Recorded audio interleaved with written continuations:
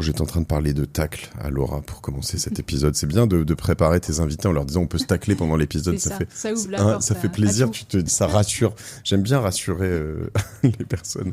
D'ailleurs, généralement, avant de lancer le micro, mais là je le fais après, je demande à mes invités s'ils sont à l'aise. T'es à l'aise? Oui, t'as l'habitude de parler Je suis à l'aise, ouais, tout va bien. Ok. Parce que toi, tu postes pas mal sur les réseaux sociaux. Je poste un petit peu, ouais. Sur LinkedIn. Je suis pas la plus dynamique, mais je poste quand même un petit peu, ouais. Ok. Des choses que tu on va dire, réfléchis toi-même, approfondis, Pardon, ouais. Ouais, en fait, on écrit souvent des blog posts après avoir fait des investissements pour expliquer un peu notre thèse d'investissement, comment est-ce qu'on a connu les entrepreneurs et quel était le processus d'investissement. Et donc, on publie ça généralement. On essaie de le faire après chaque investissement. Ok. Le dernier, c'était lequel?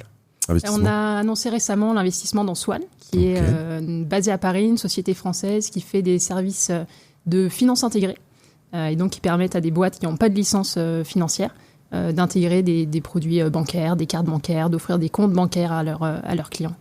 Donc c'est on va dire un back-office pour les néobanques. Ce qu'on n'aime pas le terme néobanque parce que...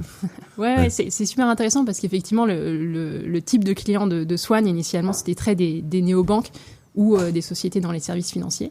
Et en fait, une grande partie de notre thèse, c'est que tu as de plus en plus de boîtes qui sont en dehors des services financiers, qui vont aussi intégrer des comptes bancaires et des cartes bancaires. On peut penser par exemple à une autre boîte de portefeuille qu'on a qui s'appelle Hero Software, qui est un ERP pour les artisans, donc une plateforme qui permet aux artisans de gérer toutes leurs activités au quotidien. Donc gérer leur base de clients, les invoices, où allouer leurs employés, sur quel chantier et quand. Et ils vont intégrer aussi des comptes bancaires et des cartes bancaires à leurs clients. Donc c'est des sociétés qui sont complètement en dehors du service financier et qui commencent aussi à intégrer des services bancaires. Et donc ça élargit énormément le TAM, la taille de marché de Swan.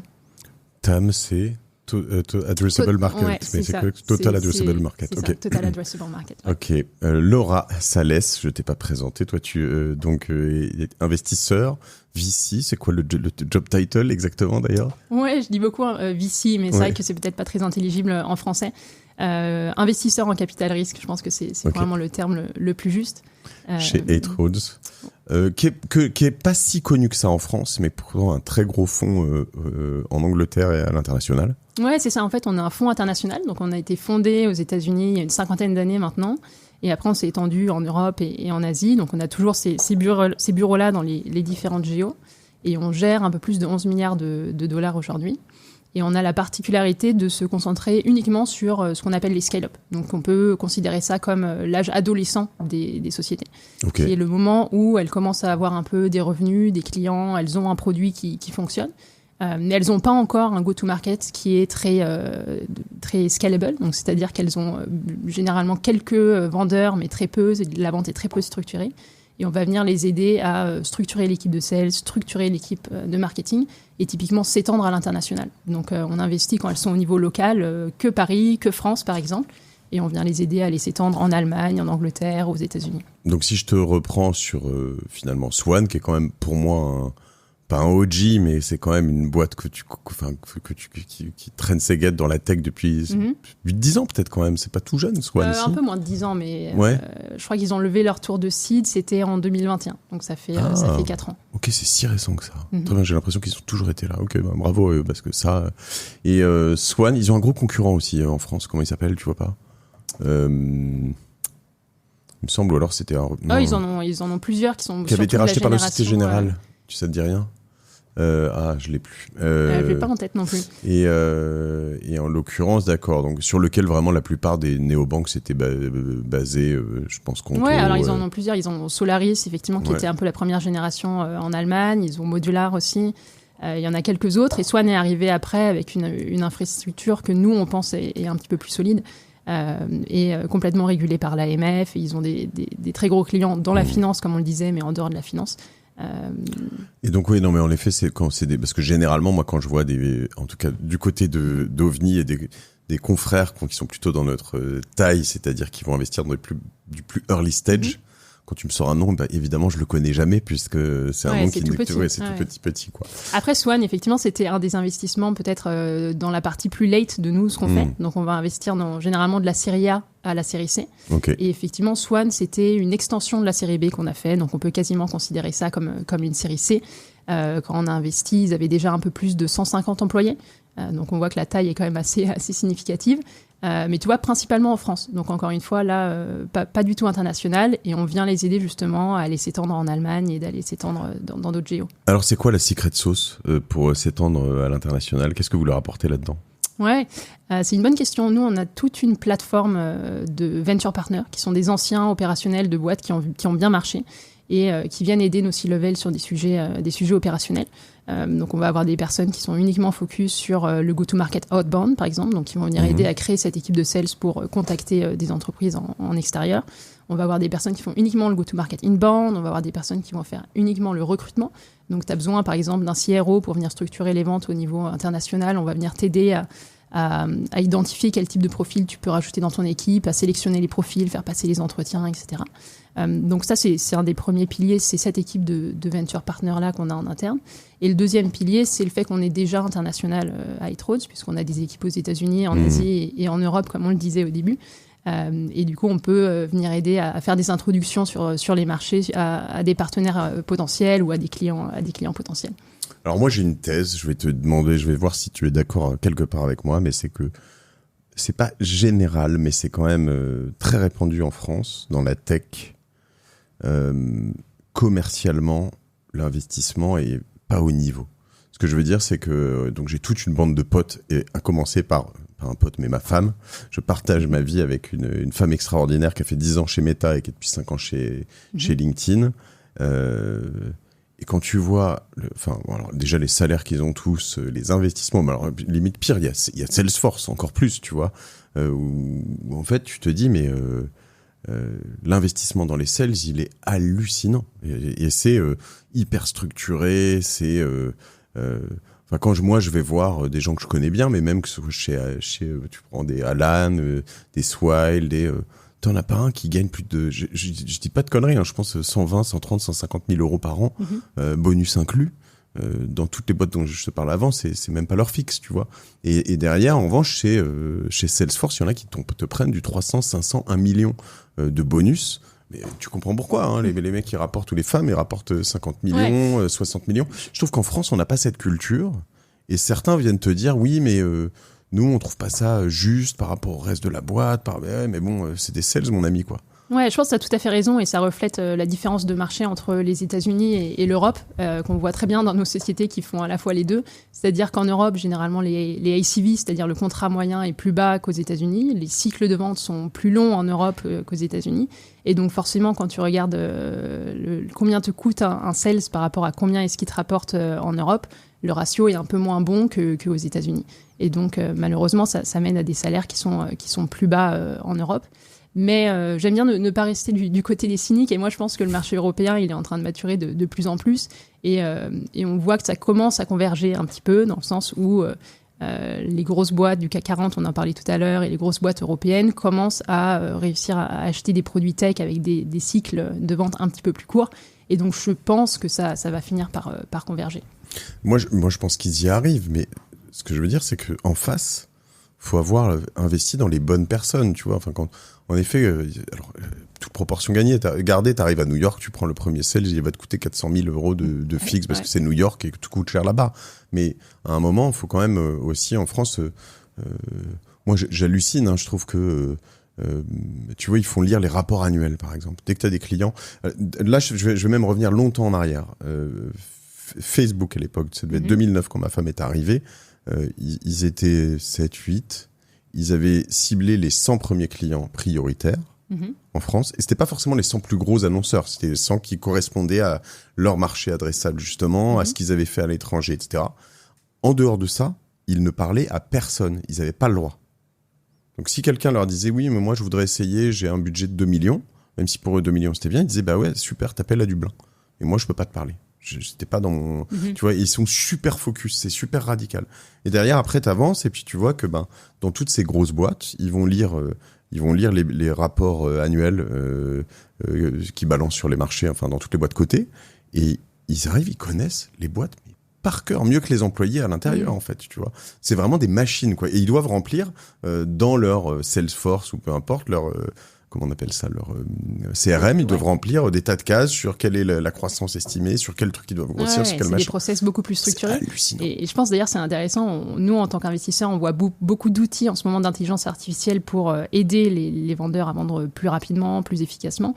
Et je pense sur ce travail-là en amont une fois que tu as identifié tes clients potentiels, de faire de la recherche effectivement pour quand tu arrives au meeting, savoir exactement quel est leur besoin. Je pense qu'il y a beaucoup d'outils qui vont aider là-dessus et qui vont peut-être permettre aussi aux boîtes en France d'être un petit peu plus efficaces là-dessus, parce que comme tu le dis, on est peut-être un petit peu moins bon, ou en tout cas moins naturel sur ça qu'aux États-Unis. Mais pour finir sur ce chapitre, j'ai pas mal de femmes autour de moi aussi, de copines qui arrivent en bout de cycle, donc soit dans leur première GAFAM avec extension de 3 boîtes en plus, mais soit dans leur deuxième, parce qu'il y en a pas mal qui sont passés de Google à Meta ou de Meta à Amazon, etc.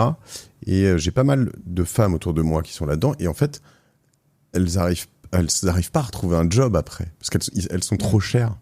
Et tu te dis, mais pourtant, elles sont monstrueusement talentueuses, tu vois. Et c'est vrai que je pense qu'il y a un problème d'adéquation dans ce marché. C'est mon humble avis. Ouais, c'est vrai. Après, je pense que, en tout cas, nous, ce qu'on a vu sur ces dernières années, c'est que tu as pas mal de personnes qui ont été dans des GAFAM aux États-Unis et qui rentrent en France, mais en tant que fondateurs, ce qui est super pour l'écosystème français. Et je pense que ça répond aussi à ce challenge-là, qui est qu'effectivement, quand tu as passé 15 ans à Google dans le département d'intelligence artificielle, c'est difficile de revenir en France dans un métier aussi bien payé. Alors que si tu fondes ta startup, effectivement, tu as un upside qui est gigantesque. Ils reviennent à cause du climat politique Non, parce que c'était avant les élections récentes. Ouais. Donc pas forcément. Je pense qu'il y a un côté un petit peu patriotisme, je pense, pour certains d'entre eux. Dans le sens où je pense que c'est pas complètement une folie maintenant de fonder des boîtes en France. Donc, tu as pas mal de fondateurs qui décident de ramener leur expérience aux États-Unis, à Paris, et de créer des nouvelles startups sur place. Et ça marche très bien. Et puis, à Paris, maintenant, on a quand même pas mal de hubs. On a OpenAI qui a ouvert des bureaux. Donc, on a quand même des belles infrastructures et un beau pool de talents dans lequel recruter. 8 Roads, toi, tu y es arrivé quand ? J'y suis arrivée il y a un peu plus de 4 ans maintenant. Okay. Ça fait 6 ans que je fais le métier d'investisseur, 4 ans à 8 Roads. Avant, t'es passé J'ai fait plusieurs passages. J'ai commencé à Orange Ventures, qui est le fonds corporate du Télécom Orange. Ensuite, je suis passé à Alven Capital, qui est un fonds de seed et early stage. Ouais. Et ensuite, Euraseo, dans l'équipe grosse en late stage. Donc, j'ai vu un peu tout le scope de stade d'investissement, du seed très early stage, où il n'y a quasiment aucune donnée, aux grosses pré-IPO, où c'est que des données. Alors, je voyais hier un fondateur d'une boîte tech française qui cherche à faire sortir ses investisseurs. Ça commence par un T, ça finit par tech. Il y a un A. non, mais ils veulent sortir, ils vont y arriver. Mais il me disait qu'il y avait ça. Il est sur un deal. Donc, c'est du late stage, mais c'est plus de la sortie, enfin tu vois, c'est pas que de la levée en fait, il y a du rachat d'actions, puisqu'ils veulent du secondaire, en grande partie, mais pas que. Et il me disait que sur des deals en centaines de millions d'euros d'invest, enfin un peu plus d'1 milliard de valo, entre 1 et 2 milliards je crois, il y avait personne. C'est vrai ça en France, enfin Euraseo, Tikeo, ils font pas ça? Alors effectivement, sur des très gros tours, il y a très peu d'acteurs en Europe, il y a très peu d'acteurs en France. Et c'était d'ailleurs le plan de Macron à l'époque, il y a un peu plus de 8 ans, je pense maintenant, quand il a annoncé plus d'1 milliard investi spécifiquement dans les fonds late stage. L'idée, c'était de renforcer ce gap-là. Je pense qu'il y a toujours un gap aujourd'hui. Il y a très peu d'acteurs. Il y a Euraseo Gross, effectivement. Il y a Revaya qui a essayé de se mettre un petit peu sur le créneau un peu plus late stage. Mais sinon, à part des fonds américains, il y a très peu de personnes en France et en Europe pour faire des tours, effectivement, de plus de 100 millions. Ok. Vous, quand t'es chez 8 Roads, vous considérez comme un fonds international, américain. Est-ce qu'il y a justement, si on parle de politique en ce moment, il y a des petits sujets un petit peu qui émergent, ou c'est quelque chose que vous mettez de côté? Ouais, bien sûr. Nous, on se considère comme un fonds international, puisqu'on a été fondé aux États-Unis, mais maintenant on a des bureaux partout dans le monde, donc on est vraiment international. mais à la fois on est très localisé. Et par ça, j'entends que moi, par exemple, je travaille dans l'équipe Europe. Le bureau est à Londres, les décisions d'investissement sont faites dans l'équipe Europe. Bien évidemment, on concerte nos collègues, on se concerte avec nos collègues aux États-Unis, mais ils font pas partie de la décision d'investissement. Et je trouve que ça ramène un peu le meilleur des deux mondes parce que du coup, on peut utiliser notre équipe aux États-Unis pour aider nos boîtes en portefeuille à s'étendre là-bas. Mais en même temps, on a la connaissance du marché au niveau local puisqu'on n'est que des Européens dans notre équipe en Europe. On est 3 Français, une Espagnole, un Norvégien, deux Anglais, deux Allemands. Donc c'est très international, mais européen. Ok. Et donc tous les investissements qui passent en France passent par toi ? Alors c'est pas forcément uniquement par moi, mais on est 3 Français, donc effectivement, généralement c'est les Français qui vont couvrir la France. Moi j'habite à Paris, je fais des allers-retours avec Londres, donc j'ai tendance à regarder beaucoup des sociétés qu'on a dans notre deal flow qui sont françaises. Ouais. Et je couvre aussi l'Allemagne, donc en fait je fais les allers-retours entre aussi Paris et Berlin pour couvrir l'écosystème allemand. Berlin surtout, un peu de Munich, un peu de... Ouais, c'est surtout Berlin, je dirais 80%, et un petit peu de Munich, 20%. Munich de plus en plus fort, cela dit, avec beaucoup de sociétés industrielles, beaucoup de sociétés robotiques, et Berlin plutôt du B2B SaaS et du consumer un peu plus classique, on va dire. C'est pas si mal, c'est quand même les 2 meilleures villes où aller c'est plutôt sympa. Ouais. Très cool. Donc toi, t'es passé par le early stage, par le late stage. Là, aujourd'hui, tu t'es collé au milieu. Ouais. Il y a un endroit que tu préfères ? Est-ce que c'est celui-ci ou est-ce qu'il y a une raison pour tout ça ? Ouais, exactement. C'était l'avantage d'avoir pu expérimenter un peu différents fonds d'investissement. Je pense qu'il y a des avantages et des désavantages dans tous les stades. Au stade très early stage de pré-seed et de seed, c'est principalement du relationnel parce que forcément, les sociétés, elles ont quasiment pas de données. Elles ont juste quelques fondateurs, peut-être un prototype, peut-être un client. Mais il y a très peu de données, donc c'est uniquement du relationnel et de l'accès au marché, de l'accès aux fondateurs.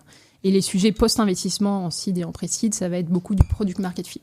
Donc ça va être beaucoup comment est-ce qu'on arrive à créer un produit qui correspond à un problème sur le marché et à attirer des clients avec ça.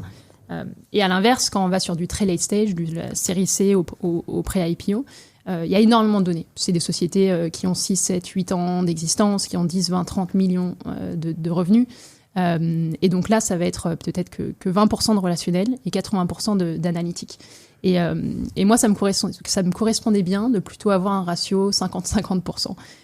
Et c'est exactement ce qu'on a dans le stade série A, série C, puisque c'est des boîtes qui ont juste quelques années de vie, qui ont quelques millions de revenus, quelques années d'historique, mais très peu. Et donc, la décision d'investissement, elle se passe sur une partie, le fondateur, la vision du produit et le marché, mais quand même une partie de la donnée historique. Est-ce que les clients churn, est-ce qu'ils restent longtemps, est-ce que l'usage est bon, est-ce que l'équipe a bien exécuté.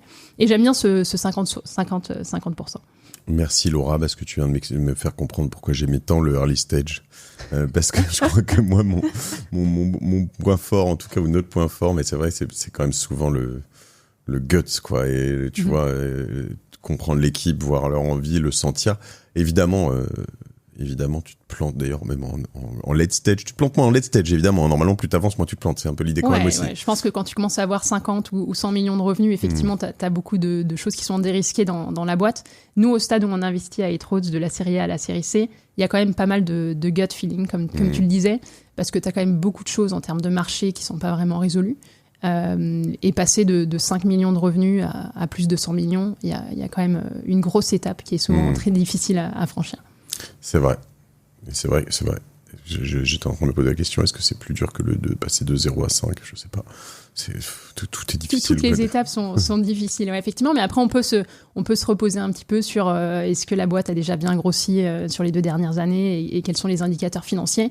Après, ce qu'on voit quand même, c'est que ça ne prédit pas non plus l'avenir, dans le sens où c'est pas parce qu'il y a eu 300% de croissance sur les 12 derniers mois que ce sera le cas sur les 12 prochains mois. Non, mais oui, évidemment. Si je repense Founder avec qui je parlais hier, il a sorti tous ses actionnaires qui étaient très contents sur un deal à 40 millions en 2019. Et tu vois, aujourd'hui, ils sont en milliards. Il me dit, à l'époque, j'avais l'impression de faire n'importe quoi et de les sortir à ce prix-là, de payer beaucoup trop cher. Enfin, c'est fou. Ouais, et c'est là que moi, je suis toujours impressionnée au quotidien par la résilience des fondateurs, parce qu'il y a certains des fondateurs avec lesquels on travaille qui ont monté leur boîte il y a maintenant un peu plus de 10 ans.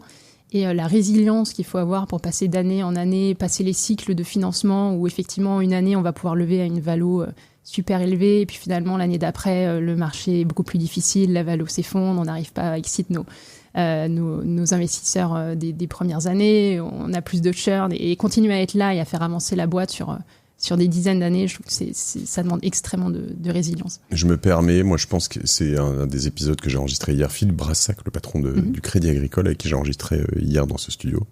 Il n'est pas sorti au moment où on se parle, mais je pense que la solution, la seule vraie solution à ça, c'est la mission.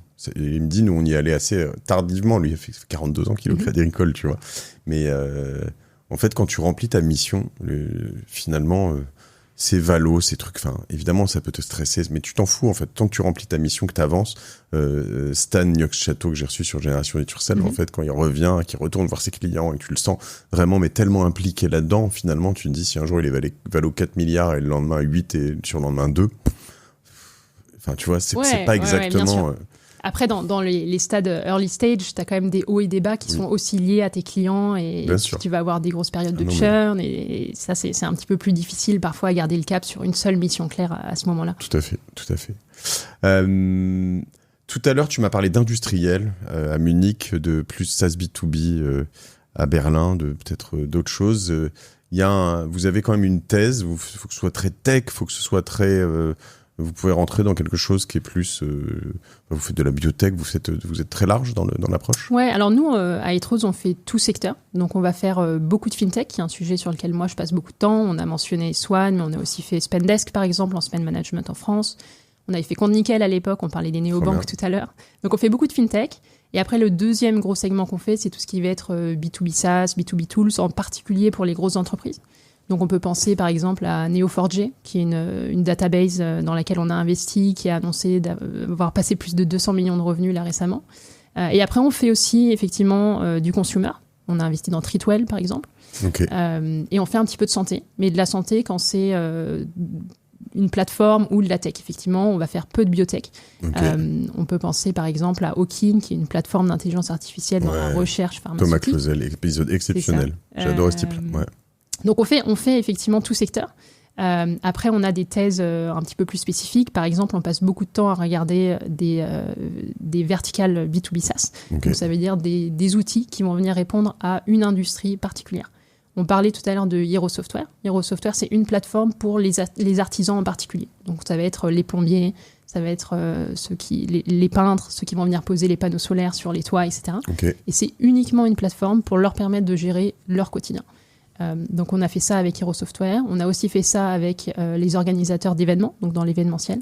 Et on a fait ça sur plusieurs autres industries. Il y a encore, c'était la question que j'ai commencé à me poser quand je t'entendais sur les néobanques, mais là, sur les SaaS B2B qui étaient un peu affolé tout le monde jusqu'il y a 2, 3, 4 ans, jusqu'à 2021, 2022. Toujours un peu aujourd'hui. Toujours un peu, ouais. SaaS B2B, néobanque, il y a vraiment encore de la place sur plein d'univers. Tu peux encore... Ouais, après, je pense que chacune de ces modèles-là se réinvente, dans le sens où tous les modèles B2B SaaS que je vois aujourd'hui sont principalement liés à l'intelligence artificielle. Donc, soit c'est des modèles qui ont été créés il y a 3 ou 4 ans et qui essaient d'intégrer aujourd'hui OpenAI et d'autres outils d'intelligence artificielle, soit c'est des boîtes qui ont été fondées dans les 12 derniers mois, qui sont B2B SaaS, ça veut juste dire qu'ils targetent des entreprises et qu'ils ont un modèle de subscription, mais principalement lié à l'automatisation et à l'intelligence artificielle. Ouais, c'est ce que me disait, ça c'est vraiment sur les vagues d'innovation. C'était Cyril Chiche, que tu dois connaître de près de loin, puisque tu as bossé dans cet univers des néobanques, le fondateur de Lydia, Sumeria, qui me disait, en fait, la disruption de Lydia venait du mobile. Il me dit, regarde, en fait, même Bourseau, que j'aime bien, Bourseau, qui cartonne d'ailleurs. Je sais pas si tu as vu le nombre de comptes qu'ils ont ouvert l'année dernière, c'est hallucinant. Mais Bourseau en mobile, c'est nul. Comparativement à Revolut ou Sumeria. Et en fait, il me disait, chacun vient de son... Tu vois, le background Bourseau, c'était le web, c'est l'app mobile. Et maintenant, tu as cette nouvelle révolution où je pense que l'intégration de l'IA, il y en a qui arrivent à l'intégrer. Il y en a qui ont réussi à passer ces vagues, tu vois. Même dans les GAFA, ils y arrivent toujours plus ou moins, mais... Oui, bien sûr, et je pense qu'on va revoir dans les prochaines années tous les secteurs qu'on regardait les 5 dernières années. on va les regarder de nouveau, mais sous un nouveau prisme de l'intelligence artificielle. Il y a plein de questions que ça ramène. Le dating, la néobanque, le machin, tu regardes toutes les boîtes qui ont fait beaucoup d'argent dans les années 2010 dans le web, dans les années 2020 dans le mobile, tu les mets dans les 2000. C'est ça. Après, la question, ça va être, est-ce que ceux qui ont été créés il y a 5 ans vont réussir à prendre la vague et à intégrer des outils d'IA eux-mêmes, ou est-ce que ça va être des nouveaux players? Et je pense que ça va être un mix des deux. Ouais. Et sinon, il faut être bon comme Zuckerberg à racheter les nouveaux players, comme il avait fait avec Instagram. Et puis, c'est ça. Intéressant. Il y a des deals. Tu me parlerais des deals sur lesquels alors je vais commencer par le côté sympa, sur lesquels dont tu es particulièrement fier. Je pense juste pour Swan, on peut revenir là-dessus. C'est vraiment un investissement donc on est très content d'avoir fait. Donc on l'a annoncé là en début d'année. C'était un tour de 38 millions d'euros, une extension de la série B. On connaissait le fondateur depuis avant le seed. Donc on a vraiment Nicolas Bérémy. Okay. On a créé la relation avec le fondateur avant le seed. Donc on aime bien toujours créer cette relation-là à long terme avec les entrepreneurs. Donc là, on l'a connu pendant 4 ans avant de décider d'investir sur ce tour d'extension. On pense qu'ils ont eu une exécution absolument formidable. Comme tu le disais, en 4 ans, avoir réussi à passer au volume auquel ils sont aujourd'hui. Et, c'est public, ils travaillent notamment avec des sociétés comme Penny Lane, avec Indy, et ils leur permettent de fournir tous les services financiers que Penny et Indy Lane ont derrière leur plateforme, en marque blanche. Donc, si tu ouvres un compte chez Indy, tu ne vas pas voir le logo Swan, tu vas uniquement voir Indy. Tu vas voir quoi comme IBAN, tu sais, non ? C'est un IBAN français. IBAN français, mais qui n'est pas toujours le même pour tout le monde, si, parce que tu sais, à un moment, justement... Non, c'est individualisé, effectivement. Okay.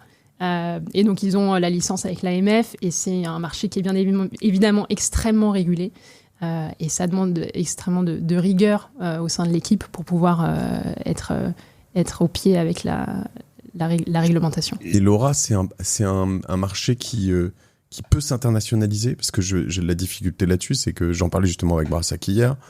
Pour passer en Allemagne, tu vas être régulé par un autre organisme. Pour aller en Estonie, en Hollande, en Italie et... Tu peux le faire, c'est possible? Oui, bien sûr. Ils ont déjà commencé à le faire. Ils ont déjà des clients en Espagne, ils ont déjà des clients en Allemagne. Ils ont construit des équipes compliance par pays. Donc, ils vont avoir des hubs de 4 ou 5 employés, uniquement pour la compliance, pour l'Allemagne, pour l'Espagne et pour la France. C'est-à-dire qu'avant de se lancer en Estonie ou en Autriche, on va attendre un peu peut-être. On fait déjà les plus gros marchés européens et après on verra pour les autres. Mais la profondeur de marché, ne serait-ce que sur ces 3 marchés-là, est déjà gigantesque. Non, mais on va dire ma réflexion là-dessus, ou ma curiosité, c'est plus de se dire comment on peut mieux faire tourner l'Europe là-dessus pour que ce soit plus simple, justement, tu vois, pays par pays. Mais ça ne l'est pas, en l'occurrence, en particulier dans le secteur bancaire. Non, effectivement, et c'est d'ailleurs pourquoi il y a beaucoup de nos sociétés en portefeuille qui vont d'abord aux États-Unis, parce que c'est un marché beaucoup plus gros d'un coup, qui a aussi ses propres challenges. Comme tu le disais, les salaires sont beaucoup plus élevés. Targeter la côte ouest et la côte est, c'est presque 2 pays différents aussi. Donc il y a aussi ses propres challenges, mais effectivement, tu n'as pas le côté réglementaire aussi divisé qu'en Europe. Bon, et celui dont tu as, je vais dire pas particulièrement honte, non, ce serait pas... Non, mais il y a des deals sur lesquels tu t'es foiré déjà, bien Même par le passé, ailleurs, mais... Ouais, écoute, ça fait partie du modèle de capital risque. Il y a toujours quelques sociétés qui marchent moins bien que d'autres. Nous, comme on est un petit peu plus late stage, on essaie d'en avoir très peu. Donc généralement, tu vois, sur toutes les boîtes dans lesquelles on a investi aujourd'hui en Europe, on en a investi dans 50. Okay. Y en a aucune où on a fait moins de 1x. Donc on n'a jamais perdu tout notre argent parce qu'on a toujours réussi à les revendre à la fin. Mais on a eu pas mal de roller coasters. On peut penser par exemple à Made.com dans lequel on a investi. C'était une super histoire. Ils ont fait un IPO. C'était vraiment une belle histoire. Et puis malheureusement, la boîte a fini par faire faillite. Et on a pu récupérer d'autres mises, mais effectivement pas plus. Quelle histoire, Made.com, en effet. Même aujourd'hui, tu te dis, ça mériterait juste rien que le nom, on sait tout ce que c'est. Enfin, la valeur du nom est importante sur un truc comme ça. Et puis c'était très difficile pour le fondateur aussi, Neil, qui était parti, qui était plus CEO à ce moment-là, mais qui a essayé de reprendre la boîte, qui avait fait une offre pour reprendre la boîte, mais qui malheureusement n'a pas été acceptée et qui a été liquidée. Ning, c'est vraiment un type exceptionnel. Moi, je sais pas si tu as écouté l'épisode que j'ai fait avec lui, mais tu dois le connaître autrement, mais sur Génération Do It Yourself, c'est pour moi un des plus impressionnants que j'ai reçu. C'est vraiment quelqu'un, en plus sympathique, chaleureux, j'ai trouvé. Et puis qui est reparti dans l'expérience entrepreneuriale tout de suite après Made.com, ce qui demande encore une fois pas mal de résilience aussi. Ça te chauffe pas, toi, un peu, parce que souvent, quand même, alors peut-être que tu fais pas VC depuis assez longtemps, mais je connais cette frustration de pas mal de VC qui, à un moment, se disent quand même, j'irais bien de l'autre côté. Ouais, écoute, moi, c'est vrai que ça m'a toujours titillé. D'ailleurs, c'est aussi la raison pour laquelle je suis en capital risque aujourd'hui. C'est parce que j'avais un très gros intérêt autour de l'entrepreneuriat à l'époque. J'avais participé à plusieurs startup week-ends quand j'étais étudiante. J'ai organisé un startup week-end avec Techstars moi-même. Donc, j'avais toujours eu cette appétence pour l'entrepreneuriat. Et c'était d'ailleurs un des parcours professionnels que j'envisageais à la fin de mes études. Et puis finalement, je suis partie sur le capital risque. Mais effectivement, c'est quelque chose dont je me ferme pas la porte, on va dire, pour l'avenir. Après, il y a souvent l'inverse aussi, c'est-à-dire les investisseurs qui parlent toute la journée à des entrepreneurs et qui voient à quel point c'est un métier qui est difficile, qui décident de finalement de ne pas être entrepreneur. Oui, et puis des entrepreneurs qui veulent passer de ce côté-là aussi. Alors, de toute façon, dans tous les cas, j'en connais qui passent du côté investisseur, qui finalement, ça leur rebrûle les doigts, retournent de l'autre côté. Ouais, c'est vrai que c'est marrant parce que ça marche aussi dans l'autre sens. Effectivement, les entrepreneurs qui deviennent investisseurs souvent trouvent que c'est pas assez hands-on et que c'est beaucoup trop généraliste. Ce qui est vrai, hein, c'est un métier où on est un peu spécialiste de rien, dans le sens où on va regarder un peu toutes les verticales, tous les sujets. Alors que quand on a une vraie âme entrepreneuriale, on aime bien être 100% focus toute la journée sur un seul problème. Écoute, tu vois, c'est là où, encore une fois, moi, je me dis que ça me va bien aussi, finalement, d'être passé du côté de l'investissement, parce que j'assume assez volontiers une âme généraliste. Mais je trouve quand même, pour avoir cofondé OVNI avec toute l'équipe, alors je suis un late founder, on va dire, mais que c'est une aventure entrepreneuriale. Alors, quand tu crées le fonds, enfin, je veux dire, déjà... toute la validation avec l'AMF, fallait lever de l'argent auprès de LPs, certains très gros institutionnels, beaucoup de plus petits, s'engager dans des promesses dans lesquelles tu te dis, enfin tu vois, on va lever un minimum de temps, un maximum de temps, etc., recruter des gens super forts dans un marché hyper compétitif, faire la danse du ventre d'un côté auprès des LPs, la danse du ventre d'un autre auprès des investisseurs. Il y a ça aussi d'ailleurs dans le mid-market, enfin là où tu es aujourd'hui, vous avez une grosse compète pour investir.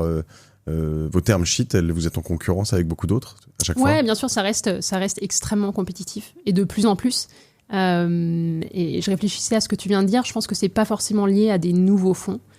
Parce que les nouveaux fonds, monter des nouveaux fonds en late stage ou en scale-up, c'est assez difficile. Il y en a eu, hein, Revaya par exemple a été créé sur du mid-market il y a quelques années maintenant, mais ça reste assez peu courant.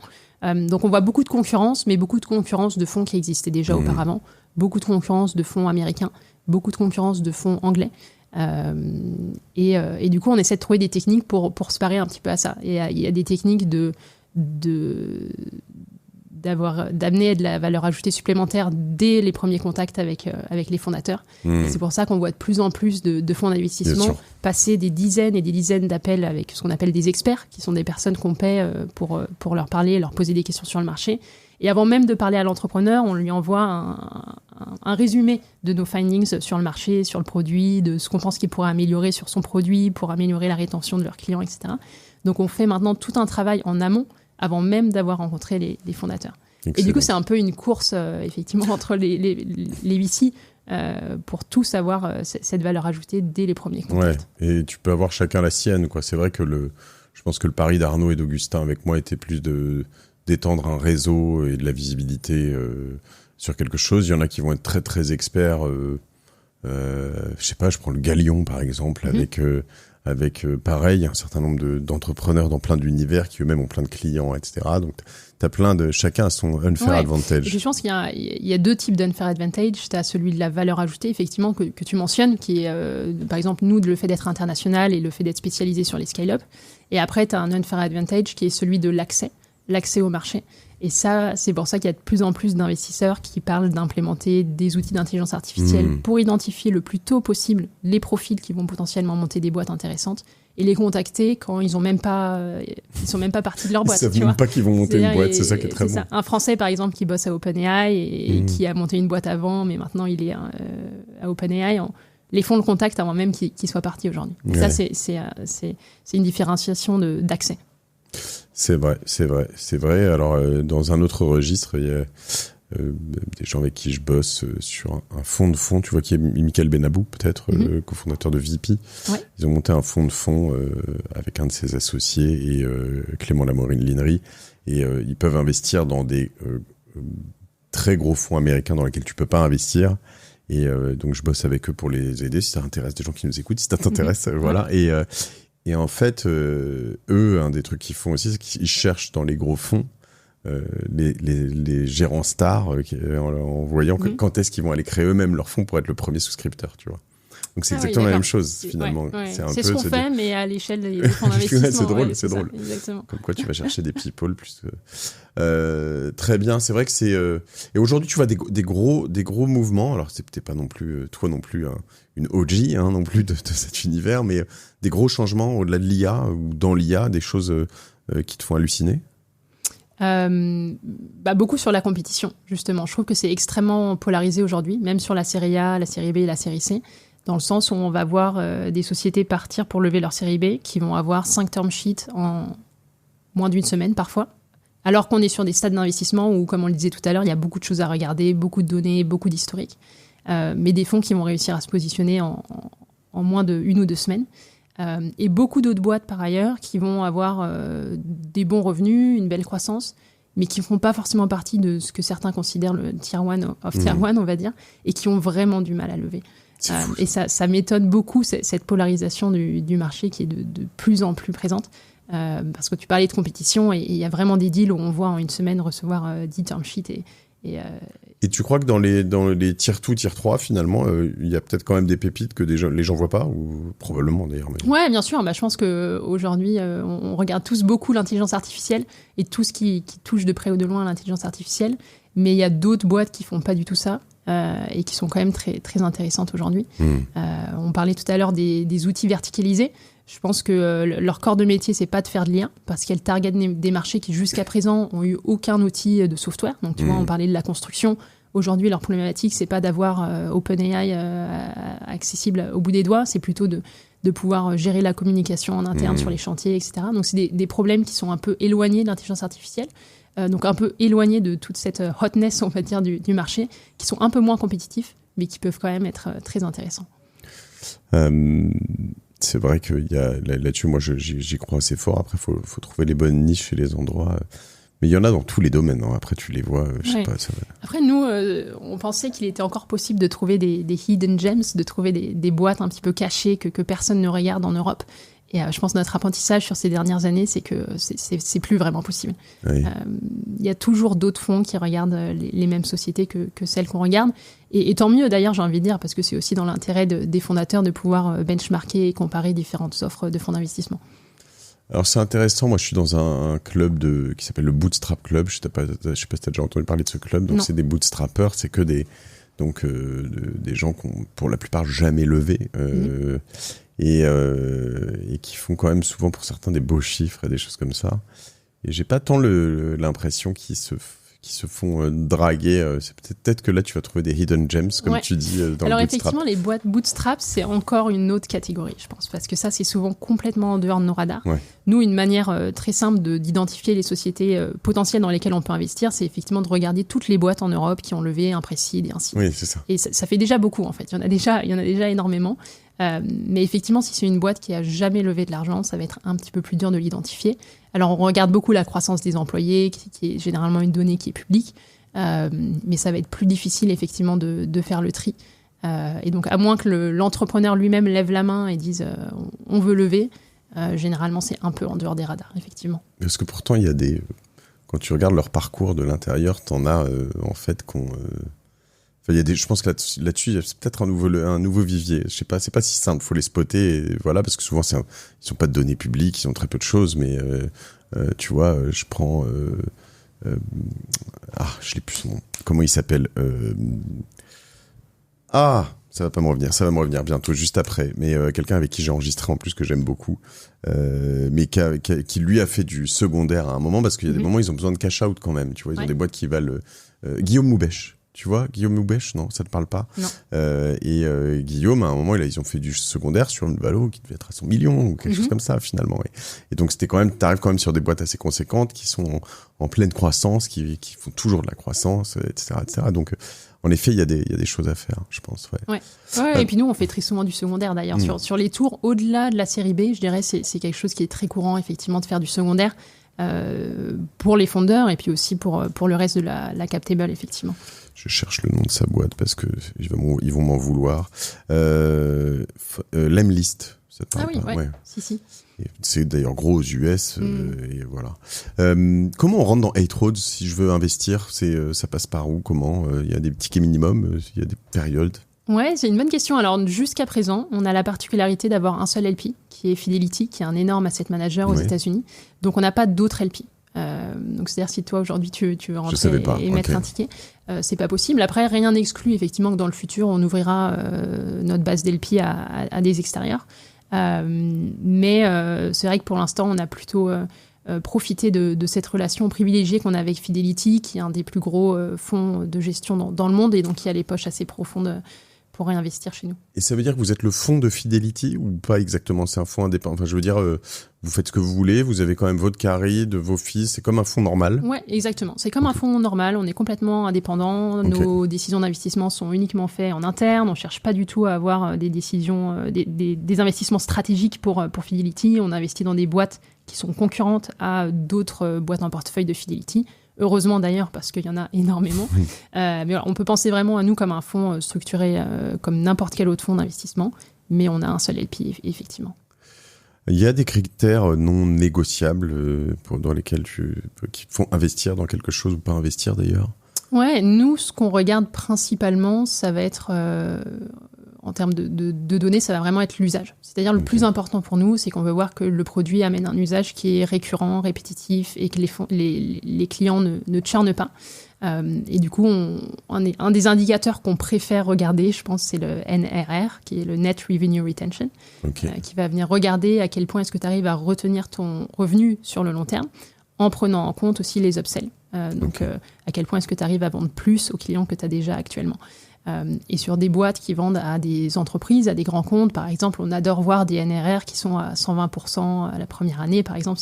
C'est des indicateurs qu'on aime beaucoup parce que tu n'as pas le problème du leaky bucket, qui est le fait de prendre de l'ARR, mais effectivement, tous les ans, d'en perdre 10, 15, 20%.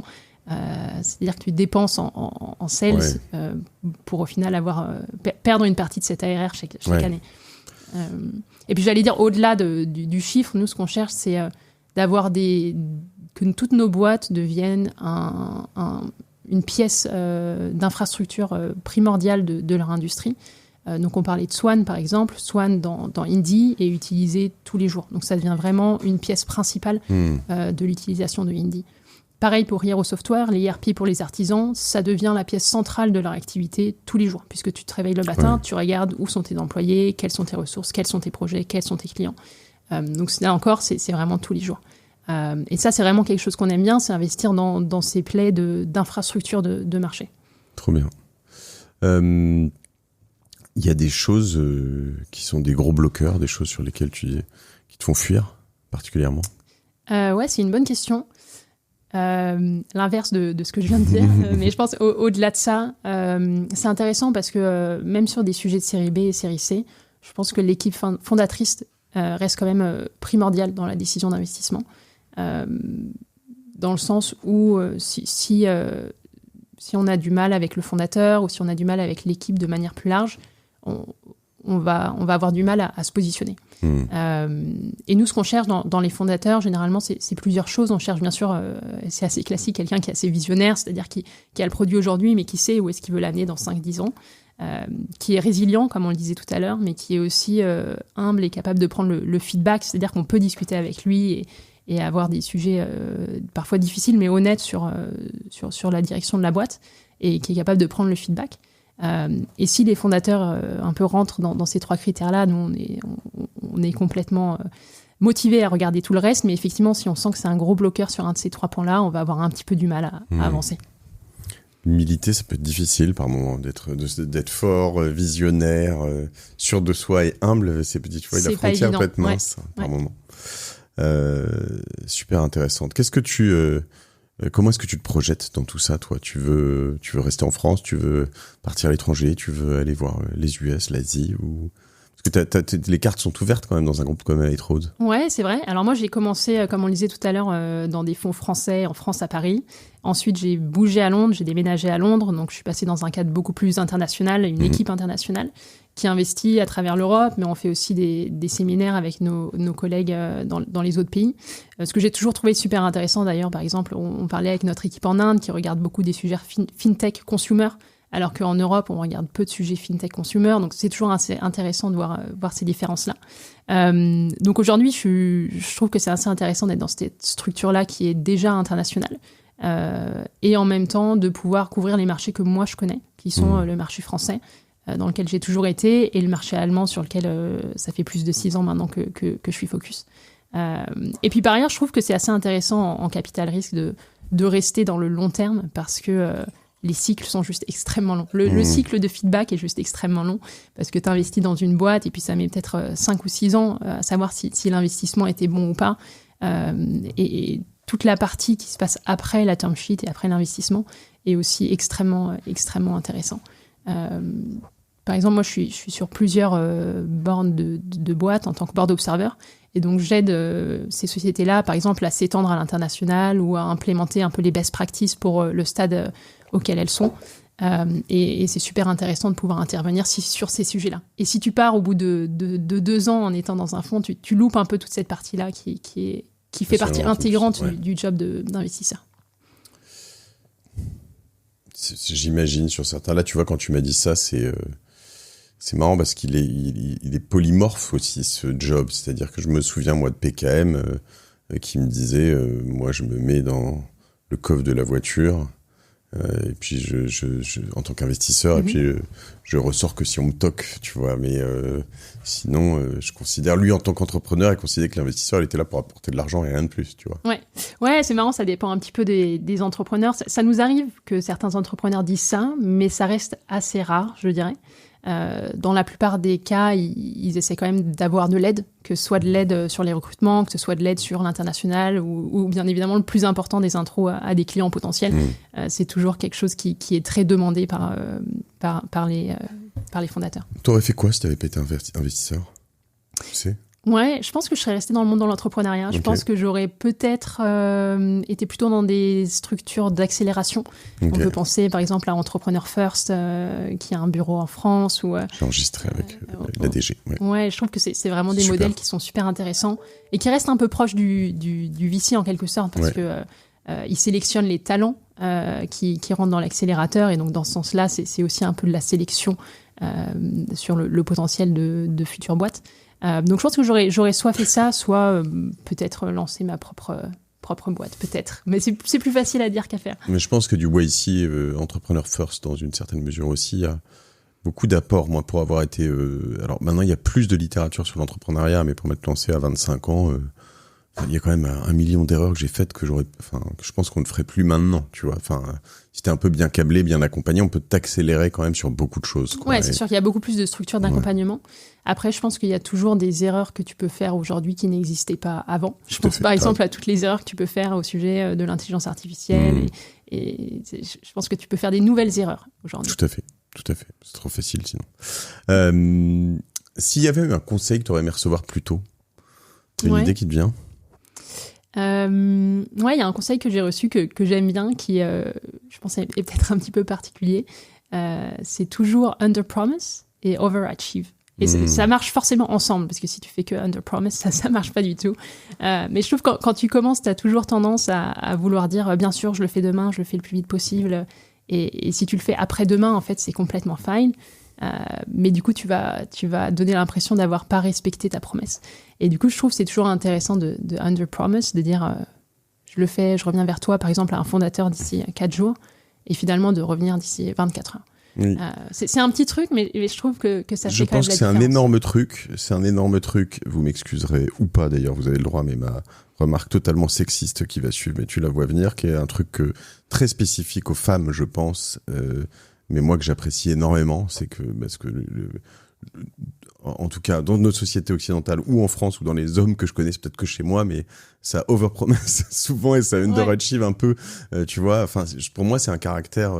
Je vois rarement, je sais pas si tu peux être d'accord un peu avec moi, mais de femmes qui overpromise et underachieve. Et l'inverse, c'est vrai. C'est complètement vrai. Ça bombe de le torse et puis mais oui, je te le fais demain et puis 2 jours après tu relances. Oui, non, j'ai pas vraiment. C'est ça. Ouais. Mais d'ailleurs, je pense que ce sujet-là, il est assez intéressant en VC où il y a toujours beaucoup plus d'hommes que de femmes et où c'est un marché où généralement il y a une voix qui est très forte, où il y a on est très présent sur scène, on est très présent au board, etc. Et donc c'est un peu, je pense, difficile parfois pour certaines femmes de pouvoir prendre de la place dans cet univers-là. Ouais, je suis d'accord. Et pourtant, il y en a beaucoup qui essayent, et chez les hommes et chez les femmes, hein, mais c'est pas si Mais d'ailleurs, c'est intéressant parce qu'au début, tu parlais de LinkedIn et de la voix que ça peut amener. Je pense qu'il y a un peu 2 modèles que je vois en VC. En tout cas, tu as un modèle, effectivement, qui est celui qui est probablement le plus visible, qui est celui du VC qui est très présent sur scène, très présent sur des podcasts, à des conférences, à écrire des articles, etc. Mais il y a un deuxième modèle qui est peut-être un peu moins visible, mais qui pourtant, moi, de mon expérience, qui marche extrêmement bien, c'est les VC qui communiquent pas du tout en fait en extérieur et qui basent uniquement leur personal brand sur leur portefeuille existant et sur l'aide qu'ils amènent aux entrepreneurs. Et certains des meilleurs investisseurs que je connais aujourd'hui sont sur ce modèle-là. Alors forcément, ils sont moins visibles, mais je pense que c'est un modèle qui est tout à fait valable aussi. Je suis d'accord. Je suis forcément d'accord. Je pense que c'est souvent un peu dommage. En tout cas, moi qui suis à fond dans la création de contenu et dans le partage et l'apprentissage, je trouve ça, quand ça arrive, un peu dommage parce que finalement, ce sont aussi des personnes qui ont beaucoup à apporter. Donc, si t'es sous-visible, tu vois, il y a des gens que j'aimerais avoir ou voir plus, en fait. Et, en fait, on pense qu'ils veulent de leur sortie politique ou de tout ce que tu veux, mais quand t'entends Peter Thiel ou moi, en particulier Marc Andreessen ou Eric Schmidt, quand je les entends dans les podcasts. Ouais, c'est vrai. Waouh, les années d'avance qu'ils ont, la lucidité surtout. Ils en font quand même un peu, Marc Andreessen un peu, mais Eric Schmidt, par moment il en fait plus quand il sort un livre ou quand. Mais tu vois, je trouverais ça dommage qu'ils en fassent pas. Tu vois. Ouais, c'est vrai. Ouais. C'est vrai que c'est bien pour nous de pouvoir accéder à ce contenu-là. Et d'ailleurs, Andreessen, ils ont toute une équipe de contenu qui leur permet d'écrire tous ces articles-là. Ouais. Tout à fait. Ok. T'aurais un livre à me recommander? Ça peut être, on n'est pas forcément dans le VC. Moi, j'aime les livres. Enfin, tu vois, tu peux me donner du Simone de Beauvoir ou du ou du From Zero to One. Ouais, il y a un livre que j'ai adoré. Il va juste falloir que je me souvienne du nom. C'est un tout petit livre. C'est un tout petit livre de Tocqueville. Ça a l'air très intellectuel comme ça, mais ça l'est pas du tout. Je crois que ça s'appelle la 55e heure ou quelque chose comme ça. C'est un tout petit livre et ça raconte en fait le début de l'aventure à l'époque aux États-Unis et comment les États-Unis se sont créés au tout début. Okay. Et j'ai trouvé ça super intéressant de voir les premiers pas des États-Unis. D'accord, je cherche livre parce que j'ai pas trouvé. États-Unis, qu'est-ce que j'ai? Je vais trouver ça, on va se le retrouver de la démocratie en Amérique ou j'ai pas 55 de Tocqueville. Bon, je vais retrouver ça, on va le mettre dans les descriptifs. De Tocqueville, parce que là, il m'a mis 55 rue de Tocqueville, mais ça marche pas. Ça devrait pas être ça, non. Ok, moi j'en ai un, tu vois, dans des univers et que j'ai beaucoup aimé. Est-ce que tu as lu dans un petit et accessible L'homme qui plantait des arbres? Non, je l'ai pas lu. Mythique. C'est le truc que tu vas le plus offrir après. C'est quoi? Ouais, Jean Giono, c'est l'histoire d'un homme qui plante des arbres de manière, tu vois, avec une pugnacité hallucinante pendant, je vais pas tout te spoiler, mais tu sais pas exactement trop pourquoi ni comment. Et en fait, le truc se lit, c'est 70 pages, tu vois, mais c'est exceptionnel, c'est beau, et puis ça te donne une perspective sur la vie, et puis tu te dis, attends, mais il écrivait ça déjà il y a quand même 50, 60, 70 ans, c'est peut-être pas si idiot, en fait, on fait peut-être un peu n'importe quoi, enfin, c'est vraiment très, très intéressant. Ok, je regarderai. Ok, écoute, on peut te suivre sur LinkedIn, donc, Laura Salès. Ouais, sur LinkedIn, c'est là où je suis le plus active. Je reprends l'orthographe de ton prénom pour ceux qui nous écoutent, c'est Salès. LE2SE. Voilà, Laura. Et puis, si jamais on veut vous envoyer des decks, on te contacte sur LinkedIn. On peut me contacter directement sur LinkedIn. Je réponds toujours à tous les messages, donc avec plaisir pour entrer en contact directement sur LinkedIn. Ouais. Très bien. Bah écoute, voilà, nous, j'espère qu'on aura l'occasion de bosser ensemble. Alors, puisqu'on n'est pas sur les mêmes stages finalement pour l'instant. Ouais, c'est ça. Et c'est pour ça que nous, on essaie de créer des liens avec tous les fonds un petit peu plus early stage, parce qu'effectivement, quand elles commencent à grandir, ça peut rentrer dans notre scope. Ouais. Vous faites des suivis, c'est-à-dire des follow, vous réinvestissez Bien sûr. On garde toujours une poche d'argent pour pouvoir follow-on sur les tours d'après. Donc, généralement, on fait au moins 2-3 tours après celui qu'on a fait en premier. Ouais. Parce que j'ai appris ce matin, je déjeunais avec quelqu'un qui s'appelle Quentin Romé, Omunity, je sais pas si tu connais. Bon. Non. Il me racontait, donc c'est un ancien du Galion, il me racontait que Willy Brown, dans la thèse du Galion, il faisait pas de follow-on. En fait, c'est une règle. Ok. Et donc, il va falloir que je reçoive Willy s'il nous écoute, mais sur ce truc, j'aimerais bien vraiment parler. C'est assez unique, je pense, parce qu'effectivement, la plupart des fonds, généralement, gardent une poche de follow-on, parce qu'effectivement, pour les boîtes qui marchent bien et qui relèvent, c'est toujours intéressant pour nous de pouvoir au moins faire le prorata et maintenir notre ownership. Donc, effectivement, Vous n'avez pas de règles comme ça un peu singulières chez vous, non? Est-ce qu'on a des règles singulières? Non, on aime bien être assez flexible. Tout est possible, on se ferme pas de porte. Et on discute toutes les possibilités dans le partnership. Tu as un objectif de déploiement cette année? Tu sais combien tu aimerais investir? Ouais, alors généralement, on investit entre 5 et 6 investissements par an. Et chacun de nos tickets, c'est environ 15 millions. Après, ça dépend des années. En 2021, on a fait 12 deals. Parce que là, tu parles de l'Europe. Hein. Je parle de l'Europe. Je parle de mon équipe, qui est l'équipe européenne, où on gère un petit peu plus d'1 milliard aujourd'hui, sur les 11 milliards que j'ai donnés au début. Et on est en train d'investir le 4e fonds de 450 millions de dollars. Et donc, toi, si tu investissais pas en France et en Allemagne une année, c'est OK. Ouais, bien sûr, mais on fait que 4 ou 5 deals par an généralement. Donc, mathématiquement, il y a des années où les deals vont plutôt être en Angleterre ou en Suède. Après, la France, ça reste quand même un très gros marché. On a quand même pas mal de boîtes en portefeuille en France. Donc généralement il y en a, et puis là Swan, le premier deal de l'année, c'était en France. C'est spécial, je vais te laisser après ça, mais je connais pas si bien l'Angleterre que ça. Enfin, c'est juste à côté, je vais à Londres, etc. Mais les marchés de la tech, j'ai quand même l'impression que mis à part Revolut, tu vois, enfin quand on me sort les 100 plus grosses boîtes de tech anglaises, enfin j'en connais 3 quoi, ou 5. Tu vois? Ouais.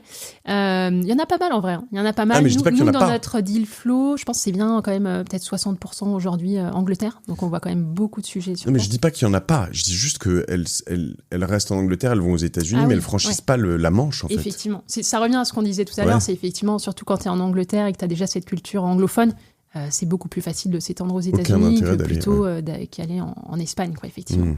Pour la France, la question se pose parce qu'on a une culture qui est aussi plus proche de l'Italie, de l'Espagne, et puis aller aux États-Unis, pour certaines boîtes, sur certains sujets, c'est un pas qui est aussi gros que d'aller dans des pays européens, même par rapport au sujet de réglementation qu'on évoquait tout à l'heure. Donc oui, effectivement, la plupart de nos boîtes dans lesquelles on a investi en Angleterre s'étendent aux États-Unis. Ouais, ça me fait réaliser quelque chose, parce que finalement les Suédois c'est pareil, ils regardent assez vite les États-Unis parce qu'ils parlent bien anglais, et puis plutôt que d'aller en France ou en Espagne, quand tu veux sortir de ton petit pays, tu vas aux US, comme les Israéliens. Et donc finalement c'est plutôt les Européens centraux, parce que les Espagnols et les Italiens ont pas tant de start, enfin ils en ont, soyons pas non plus condescendants, mais sont pas un peu moins. Donc ça va être les Français et les Allemands qui vont plutôt essayer de déployer un peu sur les gros pays européens. Et surtout les Français. De s'étendre sur d'autres pays européens et de devenir des acteurs pan-européens, oui, complètement. Si on revient à Hero Software, par exemple, eux, leur plaie, c'est de devenir l'ERP pour les artisans en Europe. Il y a déjà Service Titan aux États-Unis qui fait la même chose, qui est valorisé à plusieurs milliards, et qui ne veut pas s'étendre en Europe parce que c'est trop compliqué, parce qu'il y a trop de réglementation, parce que c'est trop différent. Et Hero Software veut prendre cette place-là et créer le Service Titan de l'Europe. En étant un player basé initialement à Hanovre, aujourd'hui à Berlin, donc effectivement un player allemand. Incroyable. Merci Laura, je pourrais discuter encore de ça, j'ai découvert un acteur italien, je sais pas si ça te parle, qui a racheté Evernote, qui a racheté plein de boîtes que j'utilise en plus dans le podcast sur du, comment ça s'appelle, StreamYard, qui a racheté plein de trucs que j'utilise et j'ai vraiment halluciné. Ouais. Mais c'est vrai que découvrir l'Europe, c'est aussi assez intéressant. Donc tu vas et te puis je pense régaler. qu'il y a beaucoup de place à prendre aussi. Je pense qu'il y a beaucoup d'acteurs américains qui ne sont pas venus en Europe et il y a plein de choses à faire. Allez, on va les faire. Merci en tout cas. On te suit un peu partout. J'étais ravi d'échanger avec toi et puis d'apprendre tout ça. On va te suivre avec grand plaisir et puis suivre Hate Road aussi. Bon, et puis tu me dis, vous postez sur le blog aussi, hein, pas mal. Donc il y a une newsletter qui part peut-être où on peut s'inscrire. On a une newsletter, effectivement, on peut s'inscrire. On a aussi un site internet où on publie tous nos posts. Et puis le plus simple, c'est juste de nous suivre sur LinkedIn où on republie toute notre actualité. Allez, on y va tous. Laura, moi je t'ai ajouté, ça y est, dès que t'es arrivée. Donc de toute façon, merci à toi, merci à vous. N'oubliez pas de suivre tout ça sur OVNI Capital, .capital, ovni.vc, les deux fonctionnent, je crois. Mais mes associés veulent qu'on passe à ovni.capital, je crois. C'est la nouvelle dénomination. Et puis de recommander ces épisodes à 2-3 personnes autour de vous si vous pouvez, c'est important. Comme ça on nous découvre au fur et à mesure, parce que moi c'est mon petit podcast, tu vois, après Génération Do It Yourself et La Martingale, et donc je suis encore à mes débuts dans celui-là, donc je dois faire mes preuves. Allez, bisous, merci, à la semaine prochaine.